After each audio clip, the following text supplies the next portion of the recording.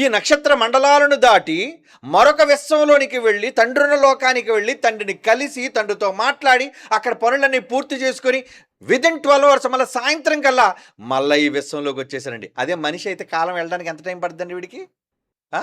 వాడు 100 ఏళ్ళు సరిపోద్దా? ఒకటి పక్కన ఎన్ని సున్నాలు పెట్టుకుంటే అది కాంతి వేగంతో నువ్వు వెళితే నీ టైం సరిపోద్ది. అంటే ఇంత వేగంతో ఎలా వెళ్ళాడు ఈయన?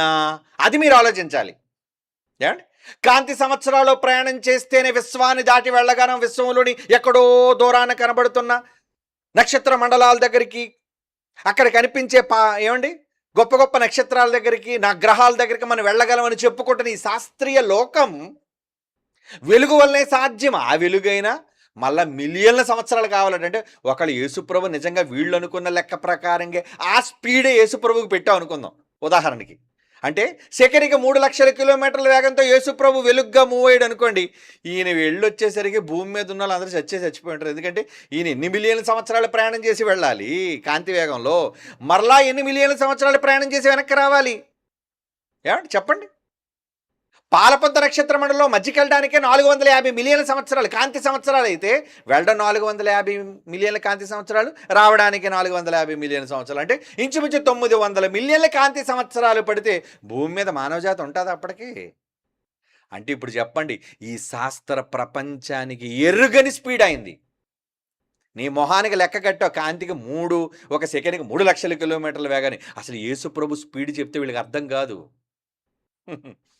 ఏమండి? ఇప్పుడు చెప్పండి, కాలాన్ని లెక్కగట్టడానికి కాంతి సంవత్సరాలను ఉపయోగించుకున్న నువ్వు మనిషి, ఎందుకంటే ఆ వెలుగు లోకంలోనికి వచ్చిన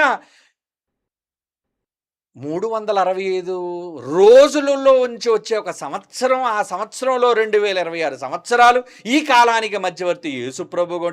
అమ్మమ్మమ్మమ్మ యేసుప్రభుని ఉంచడానికి వీలేదు, ఎట్టి పరిస్థితుల్లో ఈ కాలంలోంచి ఆయన తీసేయండి అని బీసీలో నుంచి బిఫోర్ క్రైస్ట్, ఏడీలో నుంచి యానో డామిని అంటే in the year of lord అంటే ప్రభు యొక్క సంవత్సరాన్ని తొలగించిన నువ్వు నీ కోపంతో, నీ ద్వేషంతో, నీ అసూయతో, ఏమండి? కానీ ఏదైతే కాంతి సంవత్సరాలు నువ్వు అంటున్నావో ఆ కాంతి సంవత్సరాలకు మూలం, ఆ కాంతి సంవత్సరాలకు ఏమండి నిర్మించిన ప్రథముడుగా, కాలాన్ని లెక్కగట్టిన వాడుగా, కాలానికి ఆరంభకుడుగా, ఆది అంతం అని పేరేంటి? ఆయన ఆదియు అంతమునై ఉన్నాడు. అంటే ఆది అంతం అంటే ఏంటి? టైం. ఏ టైంనైతే నువ్వు కొలవడానికి ఈరోజు ఆయన పేరు లేకుండా నువ్వు చెయ్యాలి అని అనుకుంటున్నావో, ఏ కాలాన్నైతే నువ్వు కొలవడానికి ఈరోజు కాంతిని తీసుకొని నువ్వు కొలుస్తున్నావో ఆ కాంతిలోనూ ఆయన ఉన్నాడు. ఏమండి? ఆ కాలమానంలో కూడా ఆయన ఉన్నాడు. కాలం ఆయనదే, కాంతి ఆయనదే. అది నువ్వు అనుకుంటున్నట్టుగా సూర్యకాంతి కాదు. అది సూర్యుడి నుంచి వచ్చే కాంతిని బట్టి లెక్కగట్టావు భూమి మీదకి రావడానికి 8 నిమిషాలు అని. కానీ ఆయన సూర్యకాంతులు అంటుడా? సూర్యకాంతులకు బాబు. అవునా? నువ్వు లెక్క కట్టడానికి లైట్ ఇయర్స్ అంటున్నావే, ఈ కాంతి సంవత్సరాలు అంటున్నావే. అందుకే ఏమని పేరు పెట్టాను? కాంతి సంవత్సరాల కొలమానం. అంటే కాంతి సంవత్సరాలను కొలవడానికే కొలమానం. నువ్వనుకున్న ఈ కాంతి కాదది. టోటల్ విశ్వంలో ఉన్న కాంతి ఎంతైతే ఉందో ఆ కాంతిని అంతటిని ఆరంభించినవాడు, ఆ కాంతి పుంజాలన్నిటిని సృష్టించినవాడు, ఆ కాంతిని రగిల్చినవాడు, ఆ కాంతి అన్నిటినీ కనబడేటట్లుగా మన కళ్ళెదుట ప్రజ్వలింపజేసిన ఒరిజినల్ కాంతి ఉంది. ఏమండి? ఎవరు? ఆయనే రియల్ లైట్. మరి ఆ కాలమానానికి ఆయన కొలమానంగా ఉంటే నువ్వు భూమి మీద ఉన్న 365 రోజుల్లో వచ్చే ఒక సంవత్సరానికి ఈయన కాలమానంలో ఈయన ఉండకూడదని నువ్వు తీసేస్తే అసలు విశ్వకాలమానంలోనే ఉన్నవాడు ఆయన. విశ్వకాలమానానికే ఎవరైనా ఆయన వలన కలిగి ఉన్నదేది ఆయన కోసం ఏం రాయబడింది?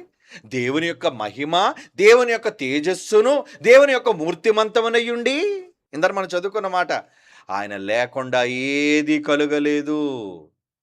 నీ దిక్కుమాల కాంతి సంవత్సరాలు ఆయన వల్లే కలిగాయి. నువ్వు లెక్క కట్టుకున్నా ఏమండి 365 రోజులు ఏంటి? భూమి తన చుట్టూ తాను తిరిగేది. అవునా? 24 గంటలు సూర్యుని చుట్టూ తిరిగేది ఒక సంవత్సరం. ఇదే కదా లెక్క.